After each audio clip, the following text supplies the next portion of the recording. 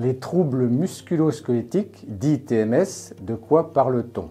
Avec 87% de cas déclarés, les TMS représentent de loin la plus grande part des maladies professionnelles en France.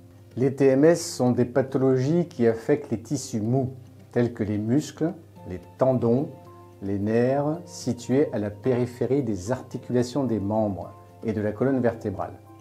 Épaules, coudes, poignets, genoux, par exemple.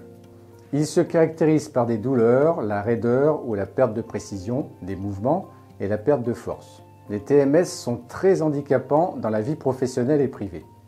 Si les conséquences pour les salariés sont souvent connues, douleurs, difficultés à réaliser son travail, arrêt de travail, handicap, les conséquences pour l'entreprise sont souvent sous-estimées et parfois méconnues. Il est important pour les entreprises de mieux comprendre ce que sont les TMS afin de mettre en place les moyens de les prévenir pour préserver la santé des salariés et celle de l'entreprise. L'apparition des TMS a des causes multiples. Ce n'est pas que le résultat de mauvaises postures ou de gestes répétitifs. Les TMS s'installent doucement jusqu'à se révéler être de vrais handicaps. Depuis plus de 20 ans, les troubles musculo-squelettiques constituent la première maladie professionnelle reconnue en France. Une quinzaine de maladies professionnelles sont actuellement reconnues comme TMS. Par exemple, le canal carpien, l'épicondylite, la hernie discale, la tendinite de l'épaule. Alors, comment prévenir les TMS? Premièrement, évaluez vos risques dans le document unique. L'identification, l'analyse et le classement des risques permettent de définir les actions de prévention les plus appropriées, couvrant les dimensions techniques, humaines et organisationnelles. Comment lutter efficacement contre le risque TMS si on ne les connaît pas précisément?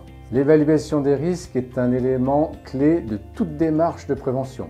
Si vous le souhaitez, vous pouvez vous appuyer sur des outils de diagnostic et d'évaluation comme TMS Pro, l'OSHA, l'OREG. Il est important d'associer vos salariés pour estimer leur perception des risques, avoir une analyse approfondie de la réalité des conditions d'exposition aux risques, mais aussi avoir connaissance de leurs propositions et les prendre en compte le cas échéant, et les sensibiliser et les former aux bonnes pratiques.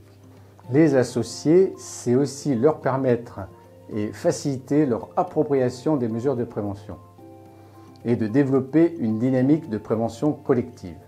Deuxièmement, il est primordial de définir des actions à mettre en place pour prévenir les TMS. Quels moyens de prévention sont à prévoir? Des moyens organisationnels comme repenser l'organisation du travail, définir des moyens de communication et d'échange pour favoriser les retours d'expérience, des briefings, consignes.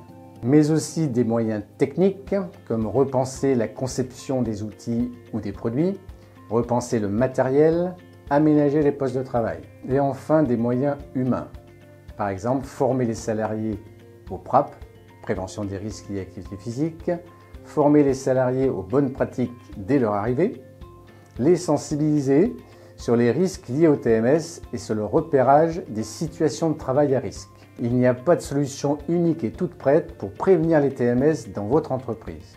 N'hésitez pas à vous appuyer sur des organismes d'aide et de conseil, comme la CARSAT, l'ARACT, l'ESSTRN. L'ESSTRN peut vous aider. Parlez-en aux membres de l'équipe santé-travail. Ils vous conseilleront et pourront vous proposer des diagnostics, des études de poste, des propositions d'adaptation ou d'aménagement de poste, des démarches d'accompagnement et enfin des sensibilisations à la prévention des risques TMS. Si vous souhaitez aller plus loin, un atelier est proposé par les équipes santé-travail du SSTRN. Le lien est dans la description.